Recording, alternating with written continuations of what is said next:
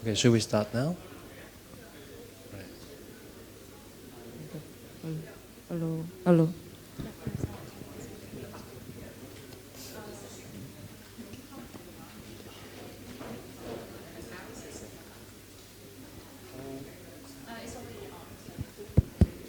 Maybe it's easier if we just pause one. Yeah, good evening, everybody. First thing first, sorry for these technical issues. We started a little bit late. We're gonna do the talk today in English. So, but if anyone doesn't understand anything, feel free to stop and ask. Thì hôm nay mình làm cái buổi talk này mình sẽ làm bằng tiếng Anh, và nếu như các bạn mà không có cái từ nào không hiểu hay là có cái vấn đề gì không hiểu ấy thì sẽ thì mọi người cứ dừng lại, giơ tay và hỏi nhé, không có gì phải ngại cả. Yeah. So yeah, thank you for coming.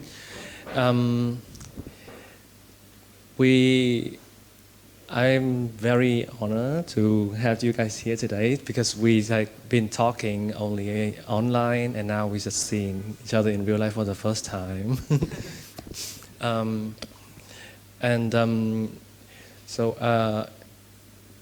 So yeah, I think I'm gonna introduce myself first. My name is Nam Nguyễn and I'm a curator of this exhibition for the festival. And we are very honored also have to welcome Bùi Quỳnh Như and Lucian Rodriguez Lovell. So I would like to have you guys introduce yourself for me. Thanks, Nam. First, I want to say thank you for everyone who comes here. It's Saturday night, and I understand that Hanoi is getting colder.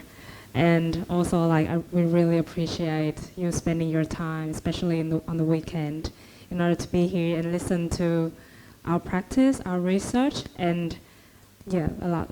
Thank you so much. And I'm sorry because I just recently got sick, so pardon my voice, but I hope I can make it clear and everyone can understand. And yes. I did prepare a Vietnamese kind of text version, so if anyone wants to stop and ask me questions in Vietnamese to clarify the terms or everything, feel free to. So first I would like to introduce myself, and then Lucian will, oh my God, it's so much better, sorry. And then Lucian will introduce himself after me. So first of all, my name is Bùi Quỳnh Như, and I'm from Saigon, Ho Chi Minh City, Vietnam. I consider myself as a designer researcher living between cultures because I always acknowledge my Vietnamese heritage, even though I'm living and based in Melbourne, Australia now. And I think that I have a deep sense of responsibility towards preserving and celebrating my heritage. And it's reflected through my creative practice, which I will introduce and present later. So a little bit about my educational background. I graduated Bachelor of Design Digital Media at RMIT Vietnam, and then I transferred to RMIT Melbourne to finish the degree. But the interesting thing is the 3D creative practice only started when I moved to Melbourne. It's just because the nature of the degree, the design degree, is very different, even though it's still RMIT. So in Vietnam, my design focus was in communication design, branding.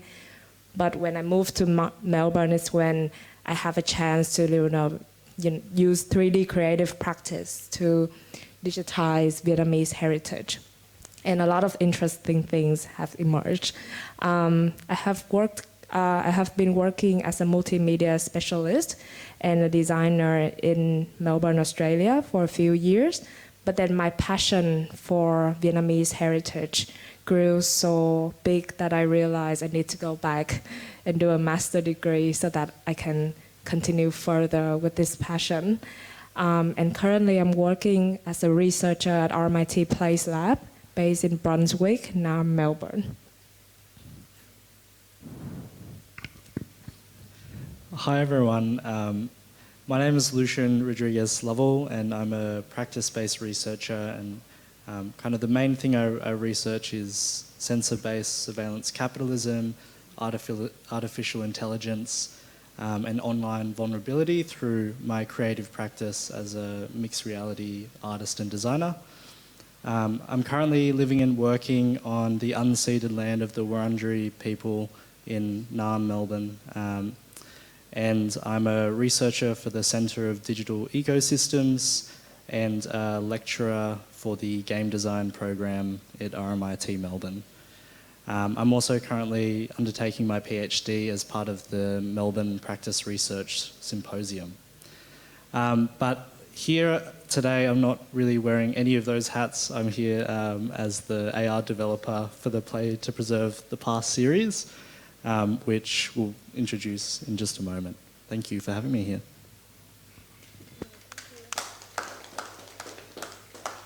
So the research topic that we're gonna talk about today is called Play to Preserve the Past, Safeguarding Vietnamese Intangible Heritage Through Augmented Reality Creative Practice. So first of all, I want to clarify and introduce a few key terms. It's really important that we understand these.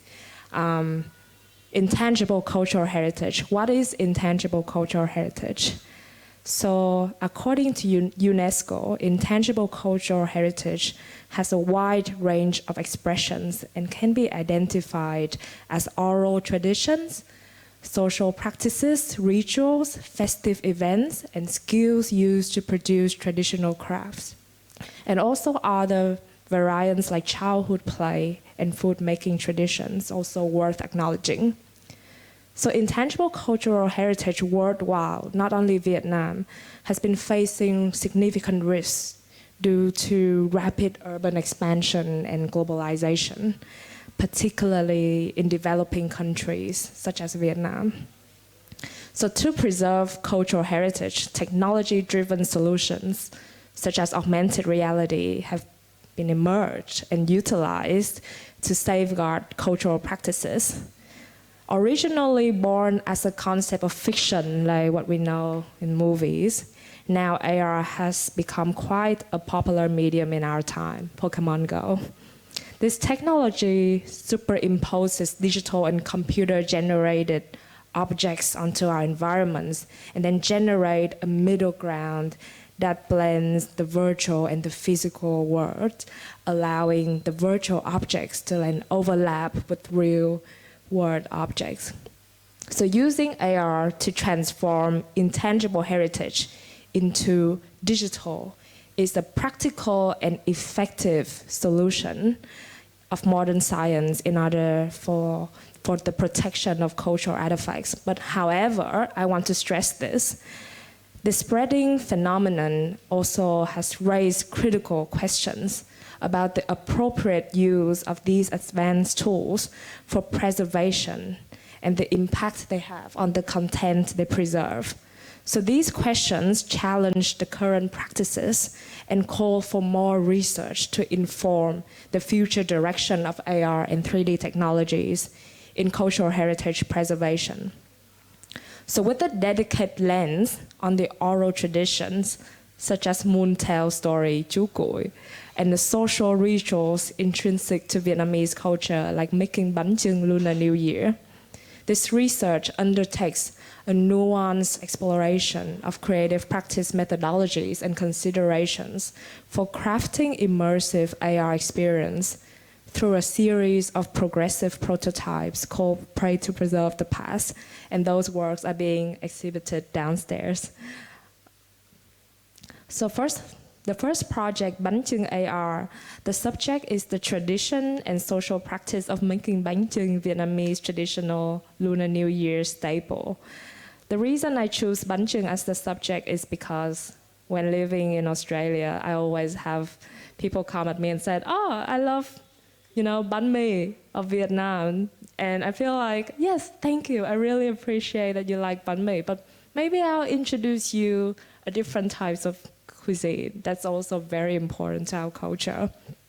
So the goal of this project originally for me is to introduce the lesser known aspects of Vietnamese culture to the international audience, and also introduce a more contemporary image of Vietnamese tradition while reclaiming my country's narratives. The second project, Moonlight AR, involved the social rituals of parading with lanterns while hearing the moon tell story as part of childhood Mid-Autumn Festival celebration. Safeguarding this oral tradition practice becomes the main goal of this prototype. And the last project is Lost Folk AR, where the value system embedded in Vietnamese Dong Ho folk paintings, traditional Vietnamese folk art, is being represented because these are at risk of fading due to the lack of interest and appreciation. The thing is, these arts actually contain the traditional values embedded in our ancestors' thinking, and it holds its importance, especially in this modern society where old and new values sometimes collide and contradict each other. So central to this whole pursuit lies the key research question: how can creative practitioners like you, like me, harness the potentials of 3D tools like AR for a seamless transmission of intangible cultural heritage? I want to introduce you some of my key findings during my literature review phase in this research. During my trip to Singapore with Lucian, I came across the exhibition of modern art history in Southeast Asia at the National Gallery of Singapore. Blown away by the stories and knowing about the historical evolution of modern art in Southeast Asia, I have discovered this compelling parallel between the artistic resistance to colonization through employing Western-inspired aesthetics in their arts with contemporary research practices like my one that try to utilize advanced technologies to safeguard cultural identities. So I think both share a common purpose. We're trying to preserve traditions and we're trying to preserve heritage. However, these all exist within the context of, unstoppable technological progress. So I think they share an evolving nature, which I find really hard to translate into Vietnamese, because we cannot translate into like tiến hóa, but is it biến hóa or is it chuyển hóa? I actually don't know, so I probably will want to ask the audience here what they think is the suitable term for this keyword. So the insights from this historical analysis of modern art in Southeast Asia has highlighted the core direction of my research, which it mirrors a similar evolutionary process in the past, wherein the researcher and the practitioner, also like the artists back in the days, undergo a transformative journey to adapt to historical, environmental, and social contexts. So what I conclude is this research journey is not a detached academic pursuit, but it's actually an introspective voyage reflecting human advancement in this era dominated by technology. So how did I tackle this research question? I use a research method called problem-led practice-based research, combined with reflective practice and cultural context analysis. And it involves 3 phases. First is examination of resources, which is our intangible heritage. Then iterative design, and then evaluation supported by ongoing reflection and documentation every step of the research and design phase.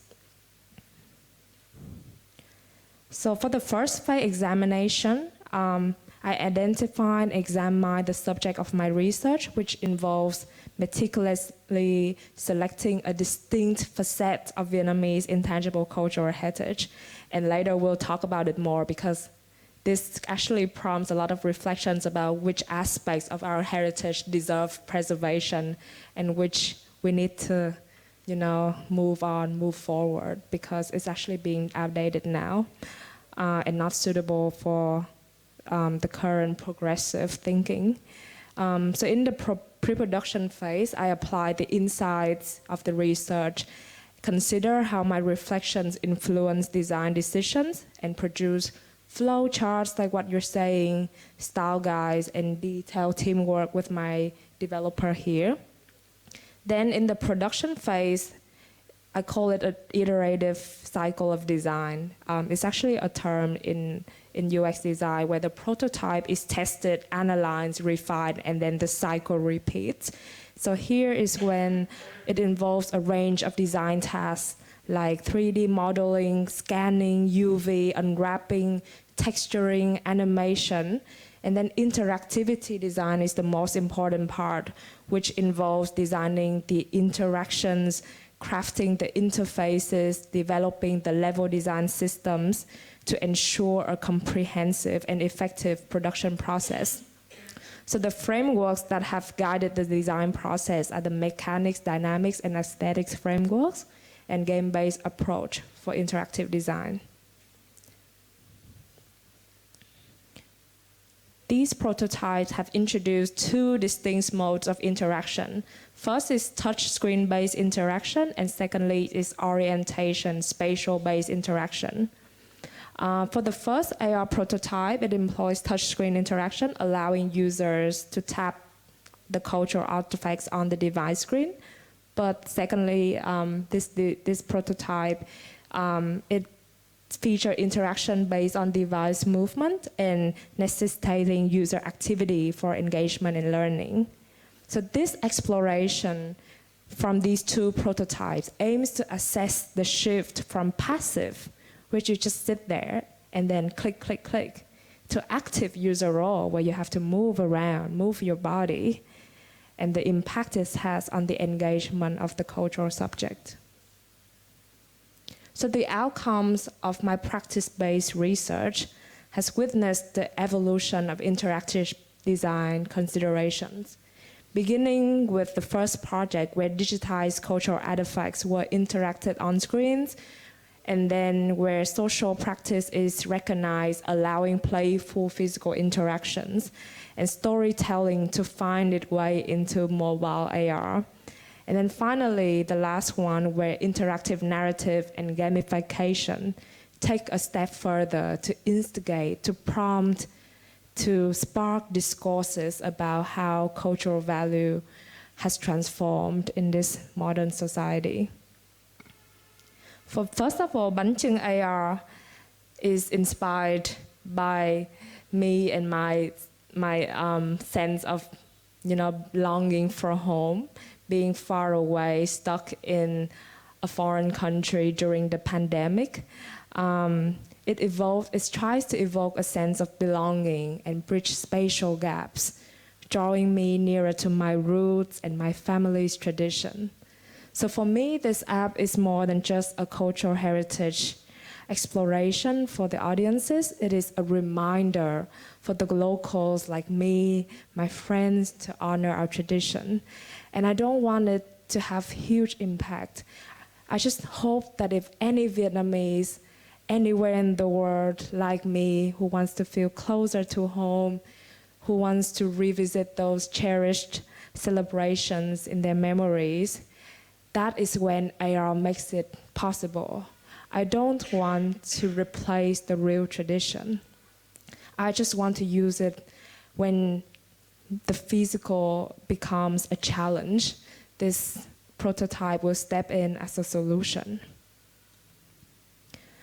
The Moonlight AR, as you're seeing, is inspired by my experience growing up as a city kid, where crafting traditional animal lanterns and parading with them during the festival has shaped the early childhood years. The Chú Cuội story has found new life in this app and engaging physical gameplay. So overall, this Moonlight AR project is an effort to safeguard these social rituals and oral traditions that have left an important mark on my identity. And the design consideration in this app hope to inspire practitioners for crafting engaging experiences using augmented reality while trying to uphold cultural authenticity and essence. This work also has another meaning for me. The way we celebrate Mid-Autumn Festival has evolved over time. It's different every 10 years. It's different from the way our parents celebrate the festival.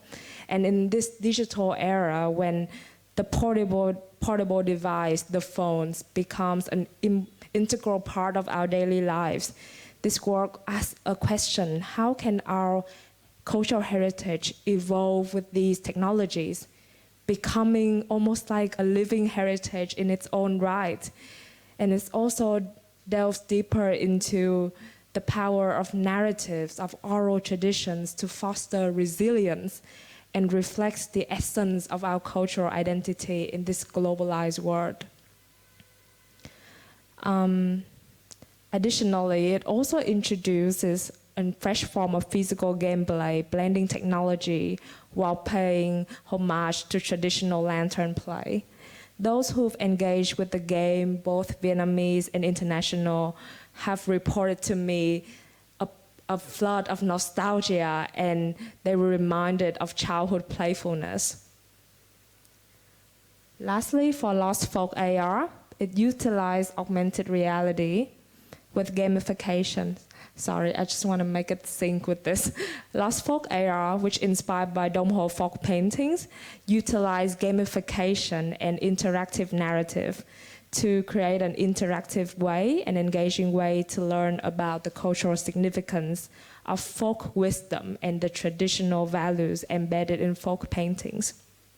This work has prompted me a question about, in the past, our ancestors cherish and display these folk paintings that embody their beliefs and aspirations for the values that they care about, such as abundance, prosperity, and wealth.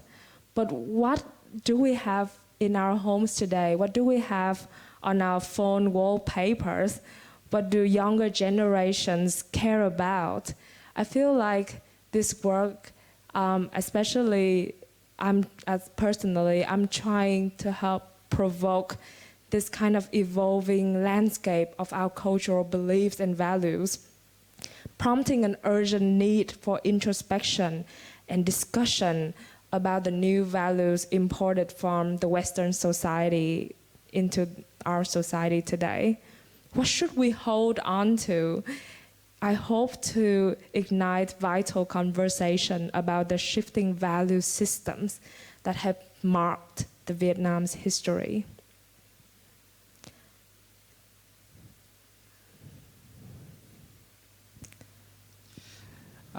So we've been recently reflecting on the series of the 3 AR games and writing them up in a way that we can try and give back to the design and creative practitioner communities that might be looking into working into this space. And it's been sort of brought to life a bit on this trip and part of the symposium that was on earlier today around the idea of being good future ancestors and trying to ensure that the work we're doing, we're kind of unpacking and helping other practitioners in the future. So we wanted to present a couple of design considerations for augmented reality practitioners in the field of intangible cultural heritage preservation and sort of what AR allowed us to achieve through the development and design of the series. So one of the core kind of ideas that came about was reconfiguring the space of the home or the domestic space into the space of a ritual.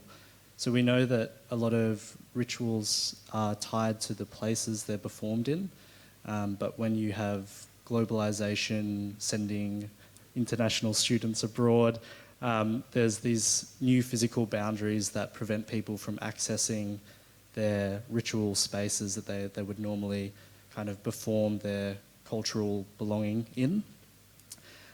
So we were thinking about how does AR allow you to reconfigure the space that would be domestic to you in another country like Australia?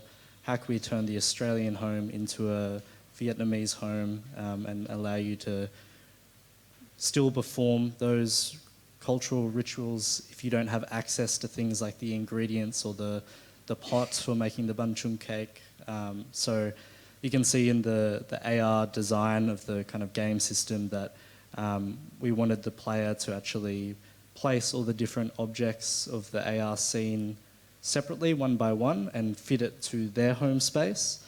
And then they could start interacting and playing with the objects and sort of have their own customized home environment and their own ritual space. You can also see it in the Moonlight AR with the tree appearing in the living room. So the tree is a big part of the Moontail story, and being able to actually bring that imaginary or the folk world to life in your own room so that you could interact with that story in a different way. We've kind of already touched on it, but physically engaging the body in ritual movements. So in the Moonlight AR series, we weren't necessarily looking at the lantern itself as the element of cultural heritage to preserve, but all the practices around it. And we had this idea of the phone that we carry like around. Appropriating the phone as like a new lantern stick. If everyone has to like check in as like a new way to celebrate Mid-Autumn Festival, how do we make the phone not become just purely a Western device? Yeah, so we imagined engaging the whole body in the action of swinging the lantern and moving the phone as if it was an extension of the lantern stick. And in that way, we actually engage people in the same sort of physical movements they would do if they were in the physical location with the original. And just the act of having people sort of jump around and swing the lantern, a few people kind of said they experienced this feeling of childhood playfulness, which we were really happy to Yep, capture. even though they're not Vietnamese. Yes. Your friends play it and say, oh, it actually reminds me of my childhood play. And I'm like, wow, I didn't realize it. And the final design finding was this idea of value-based game mechanics. This actually comes from Colleen Macklin's idea of critical play and how games often kind of distill the rules of the culture that they're developed into the rules of the game world. So I think one of the historical examples is like European doll houses that were constructed with the servants' quarters and all the different sort of rooms historically inside the house, and then children would play with those houses. And so when we play with an artifact like that, we kind of get to understand the culture being reflected in the game. And so we were thinking about how do we design a game where the values that we care about or you care about, the audience reflecting on, are transmitted into the game mechanics. So if there's any game designers in the room, we were thinking about like how is there a push and pull with the value system. So in Wisdom of the Lost Folk, we had the kind of Confucian values that you would have to respond to and reflect on after you caught each of the creatures that had escaped their paintings, as a way to build in some interaction with those values and hopefully provoke some reflection on the shifting cultural values of the time. I want to talk about a little bit of the implication of this research, why I think it's important to do it, and what I hope it can achieve. I hope it can inspire creativity among creative practitioners like me. I hope it can inform the policy of sustainable digitization in Vietnam, and I hope it can help contribute into the current discussions about how technology and heritage can connect to each other. But I also want to stress that this whole journey that we've just presented to you is not just a design journey. It's not just changing interaction methods. It's not just developing it. It's also my journey of self-discovery, my personal evolution. It's connected to my shifting cultural identities, my growing awareness of my responsibilities as a researcher, as a Vietnamese living in Australia, and the role I play as a creative practitioner in the growing domain of digital heritage. I also hope that this research opens door to more profound questions about digital humanities, and I hope that more deeper investigation after this research can be done to understand the complexities while trying to navigate cultural authenticity with technology usage. For the conclusion, I want to just use UNESCO words and these quotes that I like to remind us why it is important to preserve intangible heritage. For the intangible aspects of culture to survive the passage of time, it must be maintained in cultural relevance and regularly practiced and learned in communities and across generations. Stories of culture, heritage, and identity have a power that may be invisible, but shape the communities we live in and the ones we visit. So this research responds to the growing need of safeguard cultural heritage by delving into the critical intersection of intangible heritage preservation and the emerging field of AR, by focusing on the unique facets of Vietnamese oral traditions and social rituals. My research helps to provide valuable insights into how creative practitioners can effectively utilize AR to transmit intangible heritage and creating meaningful experiences that strive to balance cultural authenticity and technological intervention. Thank you so much for listening to our presentation. And this is some of our information if you want to follow our research journey. Thank you so much.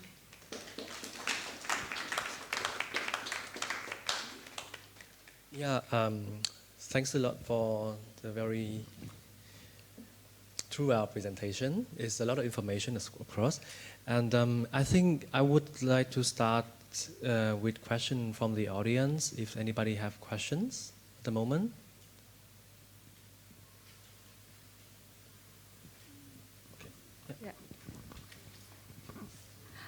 Cảm ơn Lucian, cảm ơn Như, bởi vì là đây có lẽ là một cái buổi talk mà chị mong chờ nhất trong cái festival lần này.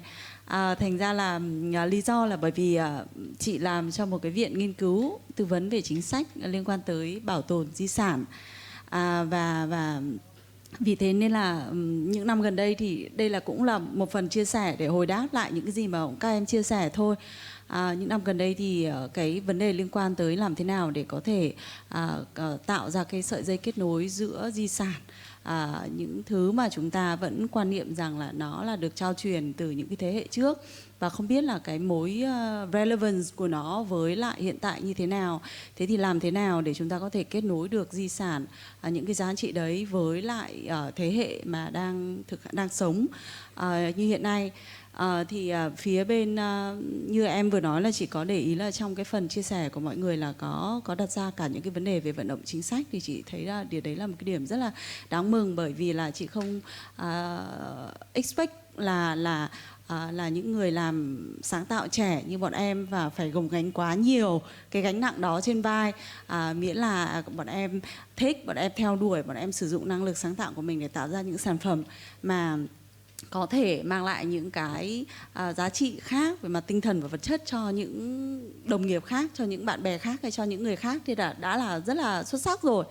Thế thành ra là chị cũng chỉ muốn là hỏi thêm là với những cái người trẻ như bọn em, Thì trong bối cảnh như hiện nay, khi mà làm nghiên cứu những cái dự án như thế này thì nó khó khăn hơn so với những dự án thông thường khác của bọn em khi không làm với di sản hay không, và đâu là cái khó khăn nhất mà bọn em không thể vượt qua được, nhất là trong cái quá trình nghiên cứu liên quan tới di sản. Và chị hiểu rằng là có những đấy, như em nhận thấy là có những yếu tố là mình có thể khai thác được, có cái yếu tố là mình phải để cho nó trôi qua, cho nó bị bỏ quên, hoặc là mình tạm thời mình chưa thể xử lý được. Thì chị muốn hỏi, bởi vì là chị cũng muốn đặt ra những cái vấn đề này trong những cái nghiên cứu sắp tới của phía bên viện chẳng hạn. Cảm ơn em. Em cảm ơn câu hỏi của chị ạ. Đầu tiên cho em xin phép được ngắn gọn dịch lại với người bạn của em và em xin hỏi chị tên là gì ạ? Chị Hà. So Miss Hà has just asked me such an amazing question. It's so important, but I just try to translate it to you and everyone here. But so Miss Hà asked, like, is there any kind of difficulties for us when we have to do research in this intangible heritage, Vietnamese heritage field, compared to like non-heritage, like other types of research which you are doing in your Culture Research Center, and also like sorry, câu hỏi thứ hai là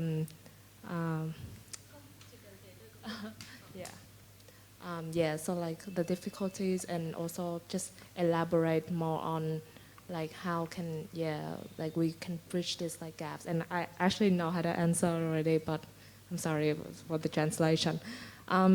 Em cảm ơn chị vì đã đặt câu hỏi, và nếu mà để trả lời thì em cảm thấy như là đây là một cái chuyến đi rất là có ý nghĩa với em, vì giống như là 2 năm vừa rồi em ở Úc, thì khi mà em làm nghiên cứu thế này thì em cảm giác như là đây là một cách để mình gắn bó lại với những cái gì mà mình đang không được ở gần nó nữa. Như là truyền thống gói bánh chưng, em không thể nào về nhà lúc Tết được. Em mong muốn được làm một cái gì đó để giống như là thỏa mãn cái ấy của mình, để mình có thể được gần gũi với gia đình hơn. Vì khi em nhớ khi em ở Sài Gòn, khi em ở Việt Nam thì em không có quý trọng cái truyền thống đó như vậy.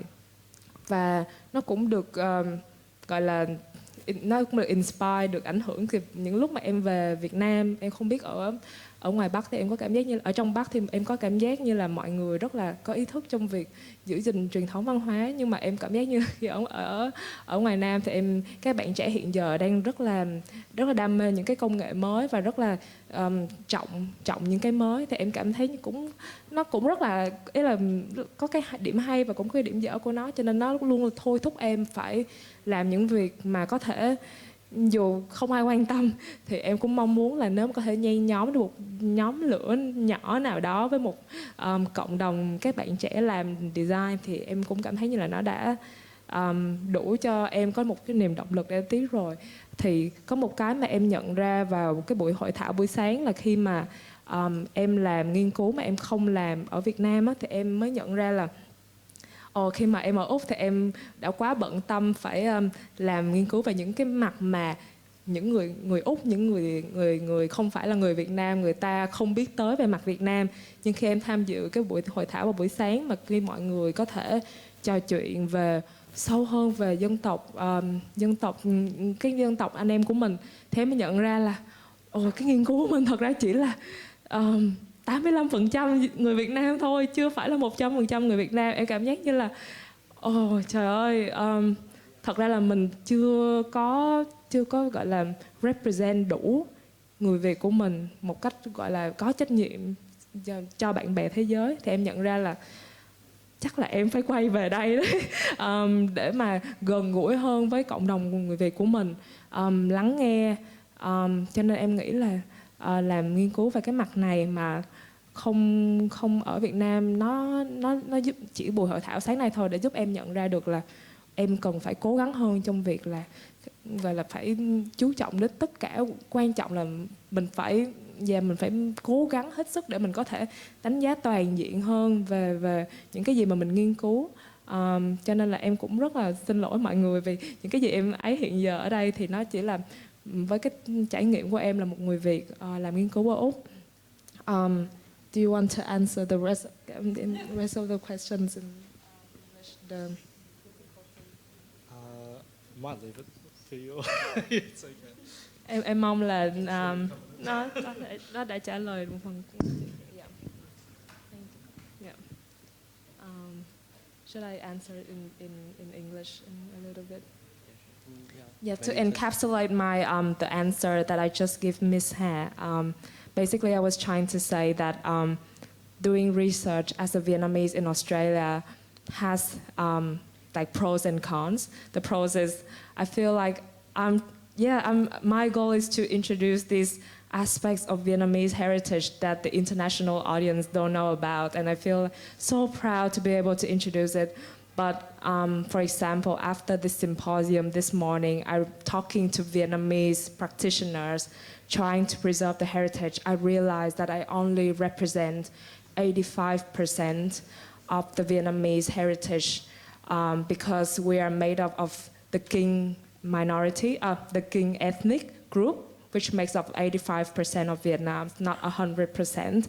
And I feel like because my research is not based, I'm not based in Vietnam, I lack this kind of ongoing conversations, introspective journey of talking to the locals, and I feel conflicted of myself, and I realize this is the mistake that I need to improve on, and I will try my best to represent Vietnamese heritage in a more inclusive and responsible way, especially if I would do my PhD research in the future.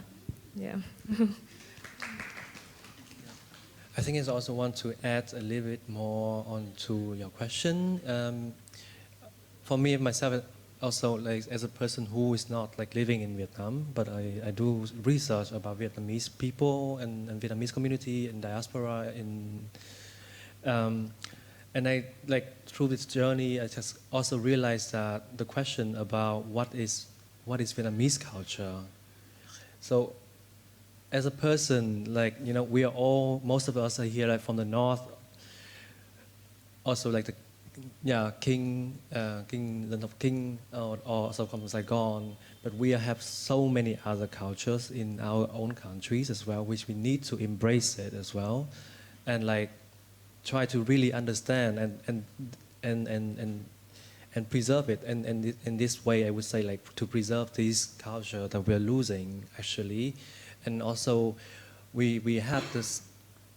We talk about what is cultural involvement and what is cultural development and what needs to be preserved, right? So in this case, it's like how we experience Moon Festival, how we experience New Year's, is for both of us, we all both agree that this is like what is now is not lost. What we celebrate nowadays is not lost. And 20 years ago, it doesn't go anywhere. It doesn't go away. It's evolving into a different form, because how we celebrate, for example, Full Moon Festival in my childhood, in our childhood, is totally different, right? And how our parents celebrate is also very, very different. But we learn it in our mind, in our bodies also, and now the younger generation, I would say like 2005 upwards, like sorry, Yeah. it's kind of like totally different, completely different, and even how you go to Hàng Mã. Absolutely different from 10 years ago. So it's actually evolving, and it's not lost, it's still there. And the thing is like, so what should we decide on what should we keep and what's not, and what can we develop on that?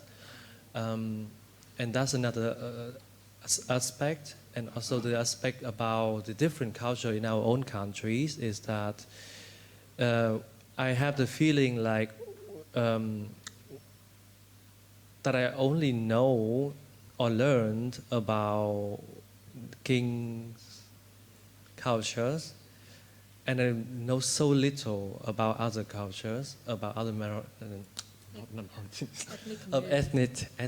ethnicity in our country, and I think this is like a very important thing that we need to focus on, because is definitely losing. Thanks, Nam. It's also actually kind of makes me want to share this story. What facets of cultural heritage deserve preserving is such a difficult question because I come from the South. I know a lot of people here are based in Hanoi. And these are the kind of conversations that was like inspired by one of the lecturer supervisors that supervised my research in Australia. Because every time I go back to Australia from Vietnam after visiting my family, I always tell them like, oh my God, I can't believe like the younger generations are doing this now. No one is understand what I'm saying. No one cares about what I'm doing. My family doesn't even understand what I'm doing. How do I communicate with them, you know? And one of the things I find interesting that my supervisor shared is actually maybe you need to, you know, like establish your audience here because you cannot save the whole world. Like your parents' generation, you don't need to remind them to preserve heritage because they seem to keep practicing it. They keep to like, you know, they tell you to like, oh, go eat at home or like have to eat Vietnamese food, don't eat Western food. They have a very deep sense of responsibility towards preserving heritage, but then at the same time, they cannot use technology well in like catching up with the younger generations about using technology usage. And then on the other hand, you have this audience like my generation's world where everyone knows how to use the newest iPhones. Everyone is very, very, technology literacy is really high. But then at the same time, these are the audience that we need to kind of like, yeah, remind them or like help them to think about the past more. It's just also because of the unique situations that they are in. They're born after 2000 where like, you know, things have changed drastically, which is some of the design consideration I also need to think of. Sorry, back to the questions of what aspects of intangible cultural heritage needs preservation. I want to share the story of how I have this passion for preserving it. It actually comes from my dad, who is a very traditional man, I must say, who's very proud of everything Vietnamese, who really don't like me to learn baking, like because he thinks it's Western culinary thing. He wants me to learn how to make thịt kho tàu. He wants me to learn how to do flowers beautifully. But at the same time, I have this deep responsibility because of the way he's always very passionate about Vietnamese heritage. But at the same time, I'm always aware that when you are being too traditional, they'll become, in some scenarios, it can be problematic, especially in this modern society where the woman's role is being addressed and that's more important. We need to respect, there's more important things that we need to, you know, like care about and address, especially where the old traditional Confucius system is outdated. So I think it's really important, and I really hope to have these conversations with the community, with the Vietnamese people in larger groups. I want to like know what everyone's thinking, and even just that is already an interesting conversation, having people from different regions of the country, people from different ethnic groups, to be able to share this conversation. Yeah. I also see that another one is having the first question, so I would like to give it to him first. Hello. Sorry. I'm Sir from Merchants, and we're actually a company that works in localization. It's actually a mix between, you know, game development, software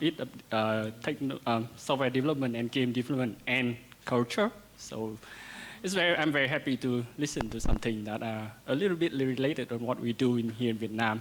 And I like to say my congratulations on your presentation. I really love it.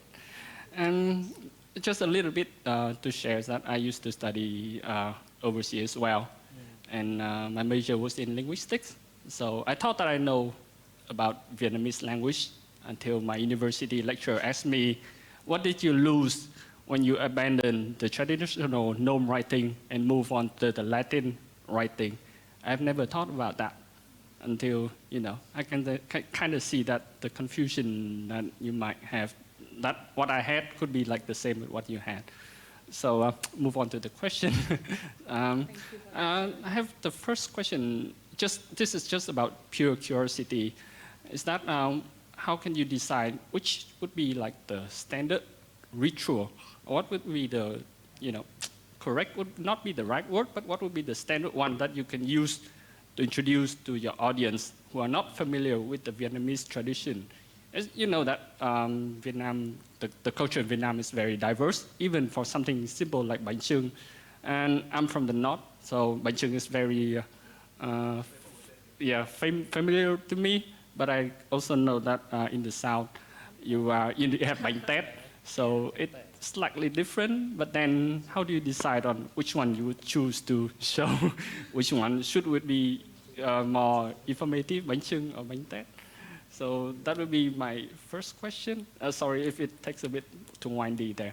The second one would be about your product. Do you have any vision for your product in the future?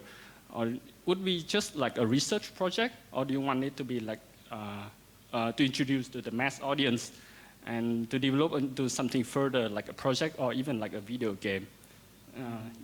Just two questions like that for now.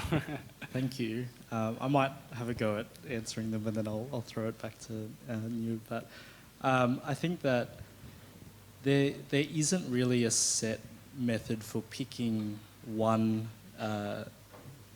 type of ritual as the standard to communicate with international audiences, because it's really more of a pluralistic approach, and we want to engage with as many different rituals as we can.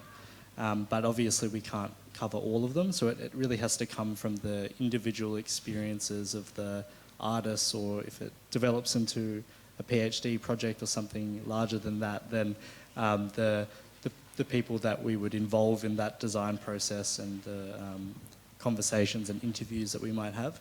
I think we were both really inspired in the morning by the Future Ancestors Symposium, because I think when they were talking about how they find the elements of cultural heritage that are worth preserving, whether that's a tangible building or if it's a ritual, it always came from engaging with people first, and then they kind of went from there. So that would be kind of my answer. But do you want to add anything to that? It will be a long conversation if we're trying to decide whether bánh chưng or bánh tét is like more representative of Vietnamese culture. But like what I said, I realize this research needs much more, grounded base in Vietnam, needs much more time, and needs also collaboration as well. Because like what I realized, I only address 85%. The Kinh ethnic group of Vietnamese heritage. I need to be more mindful whatever I do in the future. But in your question, which facets, how can we select?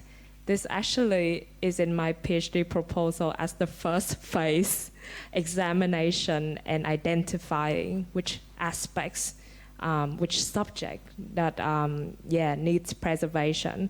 And I think, like Lucian said, because this research was done in Australia, whatever I feel like I can introduce an aspect of Vietnamese heritage that is not bánh mì, I think it's like to the international audience, it's already kind of educational for them. Because, another thing, not bánh mì anymore. It's like bánh chưng now. So like imagine if I do bánh chưng and you do bánh tét, or you do bánh chưng, I do bánh tét, and then everyone else, we start doing more and more of this. Imagine the coverage we can spread more of this, like the narratives of our country can be improved, and can be more well represented. Not just bánh mì, not just áo dài. It's more and well-rounded. And I think it's really important that I help the support from everyone here to help me, to join me in this pursuit. The second question was quite interesting as well, but can you remind me just quickly? Sorry? The vision for this project, whether it can develop. Yeah, I think you mentioned the word, now we're traveling somewhere else. You mentioned the word, kind of the vision for it as a product, and I think we don't really think of it that way. It's an ongoing research project, and it's a game, and it's a piece of art. But we have been going through the motions of trying to release it on. It's available on iOS to download and play, and but not on Google. Yeah, we're trying to get it up on Google Play, and having trouble with that. So we do want it to be available for people to experience, but I don't think we have a sort of business or product strategy, but you have greater visions for it as a project. Yeah, as a product, I think it fails a bit because my parents cannot play it. Like, I have to be honest with you guys. Vi here, my best friend, tried to play it 3 times. After 3 times, she managed to play it. My mom was like walking around the cafe. In her head, she couldn't imagine how can you touch the screen and hold onto it and be able to drag this pig back into their painting. Like in her head, she couldn't even imagine this kind of functionality that this technology can offer. So I think if it's interaction, UX, UI wise, it fails deeply. But in kind of a research, in provocation, like to inspire people, I hope that it achieves some kind of success here, just to kind of make everyone want to do something about Vietnamese heritage. But I did have a proposal for a PhD project, and I'm waiting for the outcomes of it. So fingers crossed if this series of apps can be developed further. And also I remember the core answer I want to answer you now. Apple is coming out with this Apple Vision Pro, which is kind of intimidating and very scary. But I don't know if you guys have watched their advertisement. They use Apple Vision Pro to, like, this whole virtual reality Google Glass thing. Like, everything is here. Like, to just attend meetings. Like, how boring is that? If you just use that to attend meetings. And then my supervisor in Australia told me, like, maybe you should send them your project. Like, they actually need some content. They don't have anything to put in this whole canvas of just everything becomes augmented, blending with real world now. They don't have anything. What they put in is Teams app, Google app, all of those apps. So, like, maybe the heritage that you're caring about can actually become, I don't want to, my research become a tool of capitalism and everything, but can you imagine the potential if we can harness these tools to help the younger generations, to help us understand more or learn more or reinforce the heritage values that we're at risk of losing? I think that might be the direction in the future. Yes. Thank you so much for your question. Thanks for your question. Yes.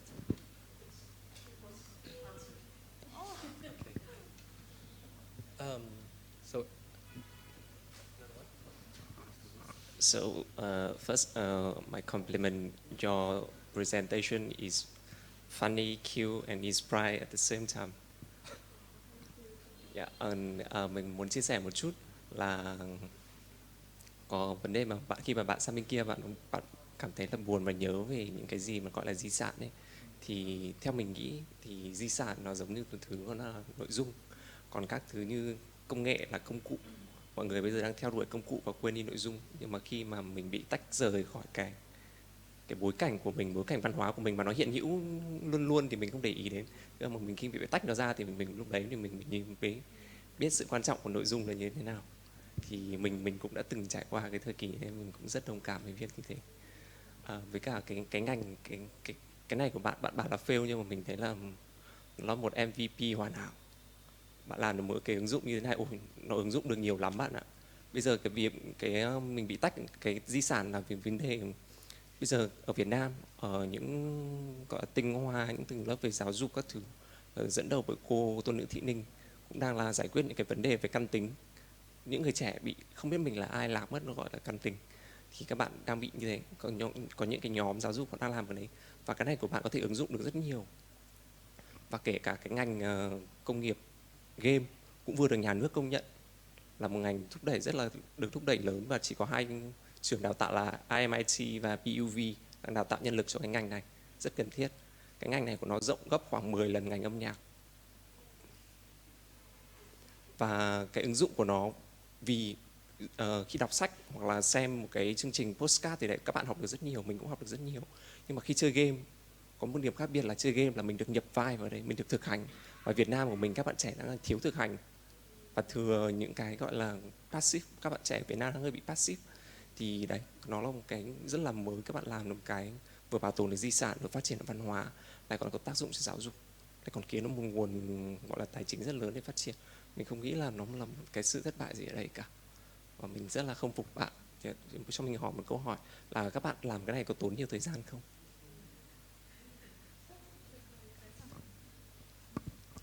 First, thank you for your question. Cảm ơn anh vì câu hỏi. Em xin phép được dịch một chút cho bạn. Em xin hỏi anh tên gì ạ? Huy ạ, anh Huy. So Huy just basically, thank you.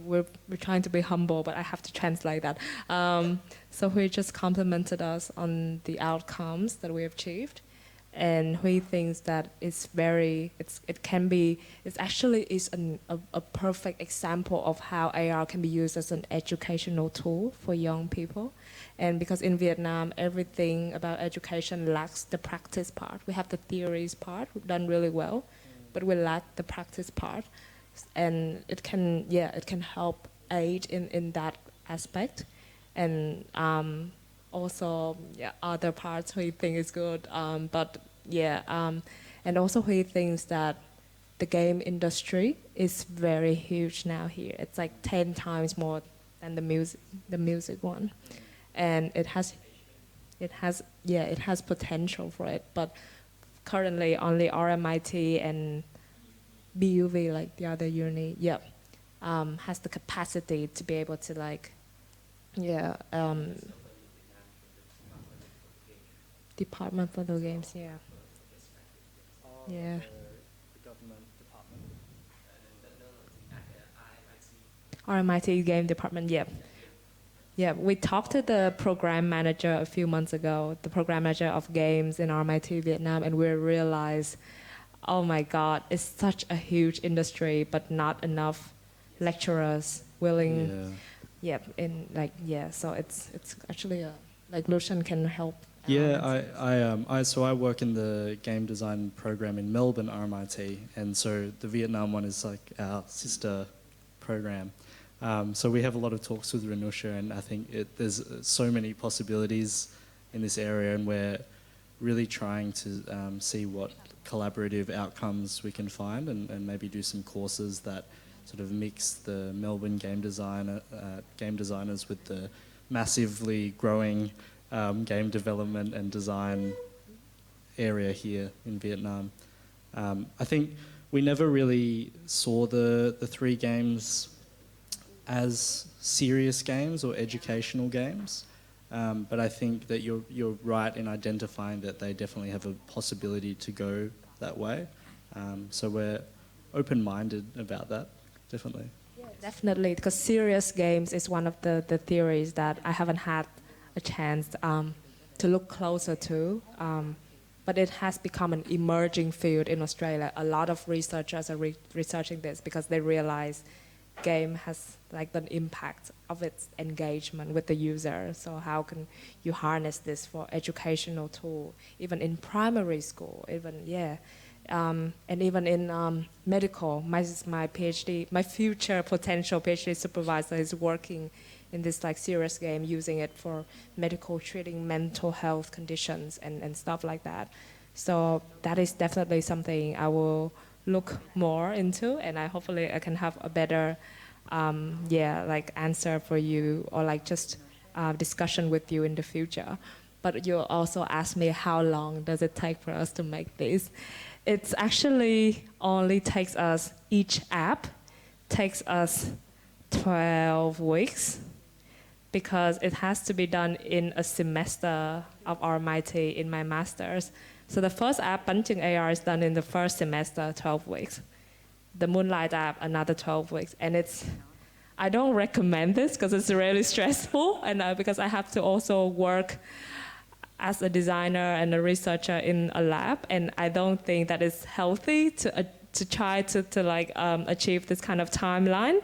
But because I think it's important that I push myself for, be able to, that's why I'm here now. If I don't finish these apps, I don't think that I can be here and share this talk. So even though I really don't encourage this kind of, working day to night, working on weekends practice, because in Western countries like Australia, the work-life balance is really important. But at the same time, I always have these conversations with my best friend, like, don't stress yourself, but as long as you feel like you always challenge yourself, like you're moving forward, you apply for the jobs that is a bit, you think you're underqualified, you also try to do more, step out of your comfort zone. Because I have to confess with you guys, when I start this master journey, when I started my master degree, I thought I'll come out as a UX UI designer, working for some corporate company, earning more money than what I was doing. And then I came out of it wanting just to do research now. And I think it's truly a transformative journey. And I really hope that, I'm really glad that I get to share it today.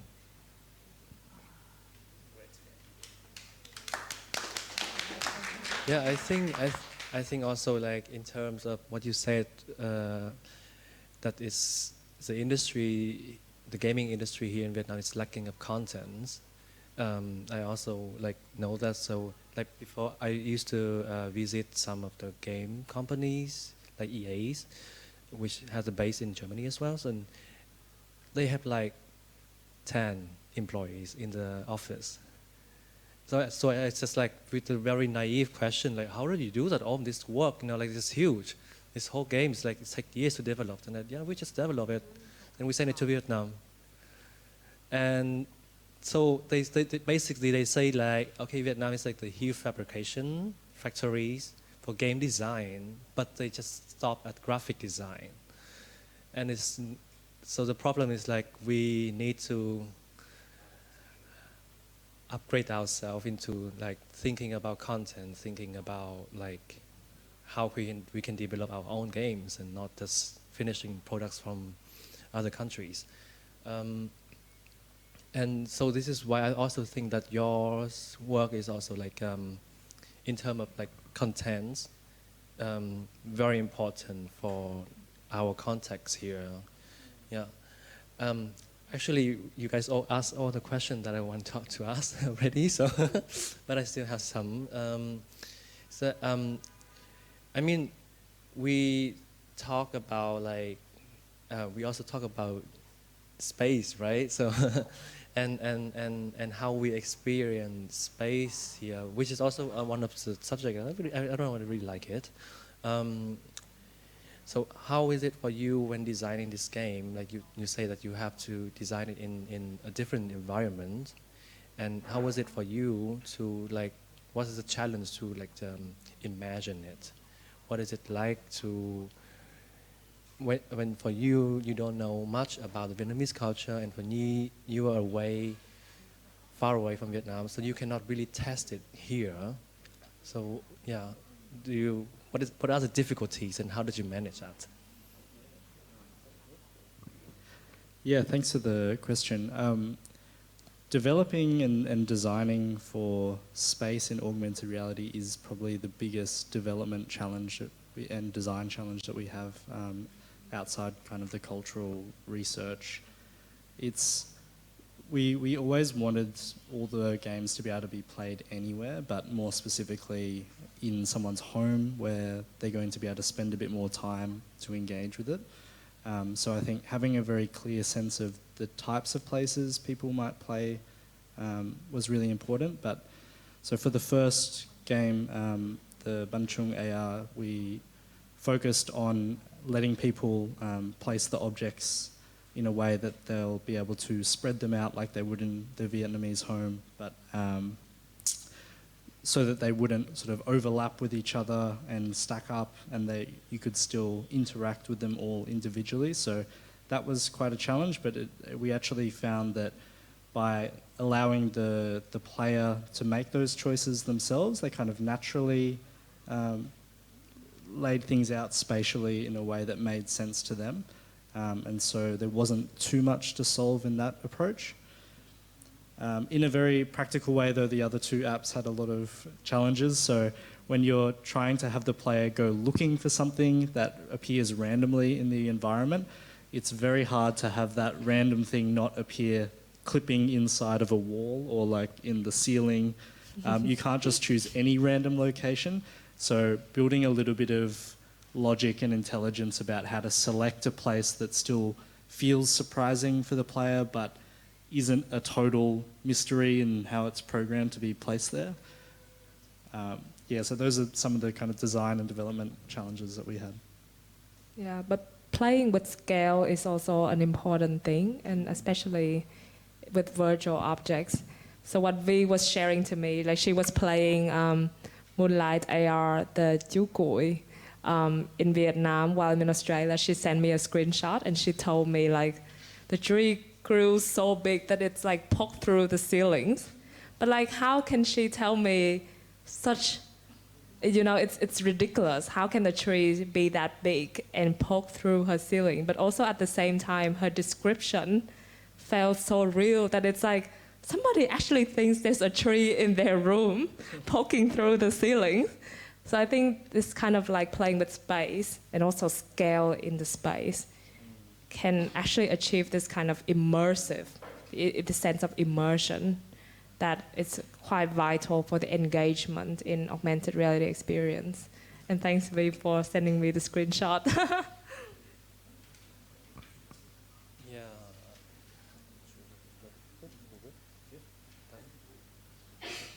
So I think like maybe one last question, if anyone have. All right. I love the presentation. Is there any scope for bringing it into other cultures, maybe even in Australia, like the Indigenous dream timing, or is that something that could be explored further? I would say that I think there's other people doing that work, and you really need to have a individual connection with those cultures to do that type of work, which is just not really us. The Yalanguth app, which is actually... Are you from Australia? Yes. Yeah, I picked the accent. The Yalanguth app is actually by some of... My supervisor during my master's, and that actually touches a very interesting topic. Thank you for asking that. I actually have it in the presentation today, but I have to cut it because of time length. But that app is based in, I'm sorry, I forgot the land, but like in Fitzroy, Australia. So the app actually tries to preserve the oral traditions of the marginalized communities there by having you putting your phones in the pocket and just walking around while hearing the First Nation people telling their stories. And because me and him, my supervisor, are also dealing with I'm dealing with oral traditions from Vietnamese heritage. He's doing a work, for First Nations people of Australia. We actually exchange a lot of knowledge. And what he taught me is like, you know what, like my app, even though it's very interactive, it almost feels like Pokemon Go. In some ways, it actually makes people too focused on the screen. But with his application, putting the phones in the pocket, and like you just walk around and hearing the stories, it's simple, but it's enough. It's actually preserving these oral traditions in a way that you actually don't need the technology that much. So the themes of technology overreach and trying not to, use technology in an unnecessary way while still trying to preserve that is also like it has emerged from our conversations. And his work, the Yalinguth app, which I really highly recommend you try, is accessible to download, and I think it's really important that I learn from that. I learn from other practitioners who are not Vietnamese, who are my practitioners, the people I work with, study with in Australia, who's also not Australians, who doing, work about their Indonesian heritage, doing work about the Thailand heritage. There are many, and I think that also, the part of this research, I hope that I can form a community of practice, and we can share these considerations of design towards each other, like the way I learned from my supervisor, not to just use technology all the time while still being effective. Also, thank you for your question. I forgot to mention this part, but that is such an important question. Thank you. No? Is there any other questions? I guess we're all satisfied now. We're satisfied. Ooh, hand coming up. Okay. Sorry about that. Thank you. Mình thấy đây là một sản phẩm rất là hay, rất là cảm động. Mình muốn được chia sẻ nhiều hơn về cái việc mà làm ra cái phần game ấy, cái phần mechanic ấy, gameplay ấy. Mình muốn chia sẻ nhiều hơn về điều đấy, được không? Dạ, cho em xin hỏi tên của chị. Miss Ngân did want us to elaborate more on the game mechanics part in the development of these apps. And I think it's more of your expertise in developing and coding, programming these. Yeah, sure. I can elaborate a little bit. I think when we were designing all the game mechanics, I'm quite influenced by Pauline Macklin's Game for Change or Change for Games reading, so I recommend checking them out. But we really always looked at what is the value we're trying to protect and what is the story and engagement we're trying to elicit. So, for example, the Bun Chung game was more about customizing your space. So the main way you interacted with that experience was placing the objects around and then exploring the little surprises that each ingredient has and how they come together to tell a culinary story.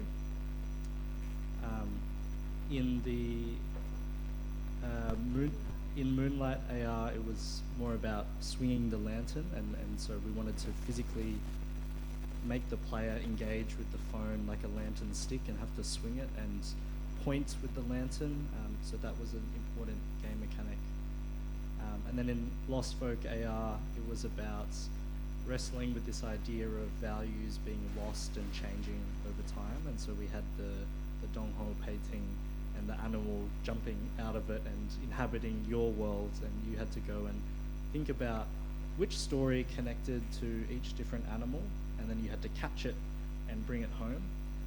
And once you brought it home, you were faced with a decision if you wanted to keep that value, if it was important to you, or if you wanted to discard it and let it stay lost.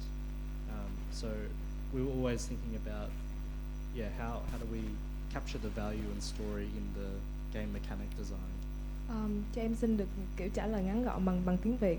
Thì những cái game mechanics, em không biết dịch từ mechanics thành tiếng Việt như thế nào. Tụi em luôn mong muốn là để số hóa nó một cách có trách nhiệm và làm cho nó trở nên một cái tương tác. Thì làm sao để mình có trách nhiệm khi mà mình sử dụng những cái gọi là gamification đó. Thì đầu tiên là với bánh chưng AR thì thay vì mọi người có biết cái IKEA app khi mà mình phải giống như là đặt những cái vật dụng nội thất ở trong nhà của mình, thì em cảm giác như là thật ra nó cũng giống như vậy đó. Nhưng mà ví dụ như cái này thì truyền thống gói bánh chưng thì mỗi nhà khác nhau, mỗi nhà có một cái không gian riêng khác nhau. Có nhà thì sẽ để đặt nồi ở phía gần trong, có nhà thì đặt cả nồi ngoài đường. Thì tụi em nghĩ là nó cũng giống như vậy đó, là mình phải dùng cái gọi là customization, cái tự gọi là cá nhân hóa cái không gian riêng của mình. Thì nó cũng giống như là cái mechanic, nó cũng giống như là khi mà mọi người sử dụng cái app IKEA để mà đặt nội thất lên để mà mọi người có muốn mua hay không, có phù hợp với nhà của mình hay không. Thì cái mechanic đó nó cũng giống như vậy, nhưng mà nó lại có một cái hiệu quả khác, là vì mọi người có thể đặt những cái nguyên liệu bánh chưng vào cái ý thích của đúng vào cái chỗ cái ý thích của mình, thì nó lại tạo cái cảm giác là đây là nhà của mình, đây là không gian riêng của mình. Thì nó có một cái hiệu ứng mà cho dù là sử dụng cùng một cái mechanic, nó lại có một cái hiệu ứng khác nhau, và nó lại giúp em có thể truyền tải cái sự tôn trọng của cái việc gói bánh chưng này, là đúng là mỗi nhà mỗi khác nhau, có thể sử dụng để sắp xếp cái vật liệu khác nhau. Còn với cái app thứ hai về Moonlight AR là về truyền thống chơi lồng đèn và chú cuội, thì khi mà tụi em cảm thấy như là cái điện thoại mình làm sao mà mình có thể sử dụng cái việc quơ lại của khi mà mình chơi lồng đèn, làm cách nào mà mình có thể gộp nó lại với cái điện thoại của mình. Khi mà tất cả mọi người bây giờ chơi trung thu đều có cảm giác như là sẽ đi ra ngoài rồi sẽ chụp hình, rồi sẽ check in và các thứ, mình không bỏ được cái điện thoại ra, thì làm cách nào với cái điện thoại này mình có thể cộng gộp lại với cái sự gọi là đung đưa cái chơi cái cây lồng đèn của mình. Và với cái cuối cùng thì nó có cảm giác như là nó hơi giống Pokemon Go một chút. Em có cảm giác như là mọi người bảo là nó giống Pokemon Go, khi mà những con vật trong tranh dân gian đồng hồ lạc vào cái thế giới thật của mình. Nghĩa là nó sẽ cái game mechanic nó làm cho tất cả những con vật này kiểu gọi là bắn ở khắp tất cả mọi nơi. Có nghĩa là sau cột này, ở ngay phía trên sàn này, thì khi mà mọi người phải đi tìm nó, thấy cái tranh này treo trên tường và phải đi tìm nó làm sao mà đúng con vật đó, rồi đem nó trở lại về phía tranh, thì nó cũng giống như là một cái gọi là Pokemon Go, mọi người phải collect, phải tham gọi là thu thập. Thì tụi em sử dụng cái game này nó cũng giống như vậy, nhưng mà em cố gắng là làm nó giống như là một cái ví dụ, một cái metaphor, một cái sự ẩn dụ cho cái việc gọi là tranh đồng hồ bây giờ đang bị mất nè, nó đang bị dần phai nè, làm sao mà để đem con vật đó trở về tranh trước khi cái tranh nó biến mất, trước khi cái tranh nó phai nhạt 100% luôn. Thì đó là những cái game mechanic mà khi mà tụi em cố gắng để tôn trọng cái văn hóa, sử dụng nó một cách như vậy ạ. Em cảm ơn chị ạ. Dạ, thật ra cái work của em nó đang được ở dưới cái triển lãm, thì mình có mấy cái QR code mình có thể download từ trên App Store về để chơi ạ. Dạ, cảm ơn chị.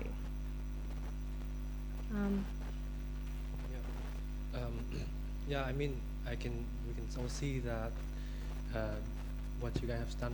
You just didn't only just make a games or make something playful, but you had a research base, a very very well research base actually, and I think it's also that's what kind of missing in terms of what is currently being developed here in our country. Like we talk about, what is happening in Hue, with the citadel, with make a digital version of it, and it's kind of, and we all agree on that it's really lack of historical research, because there's elements in the digital version which is like doesn't exist. It doesn't really exist in Vietnam. It's not a tree. It's not this kind of sky or like these small, very small elements that doesn't belong to our culture, our society, and that is also really important, that we need to know very details, and this kind of really small details plays. It maybe seem doesn't much, but it's played a very huge roles of being of creating this whole experience of a in the AI or the whole VR world as well. You know. Yeah. So very well done. Yeah, and I guess that should be the last question. And thank you so much for coming. And yeah, thank you also so much for you too for this amazing presentation. And well, have a Thank you for hosting this as well. yeah, and have a good weekend. Vui vẻ. Thanks.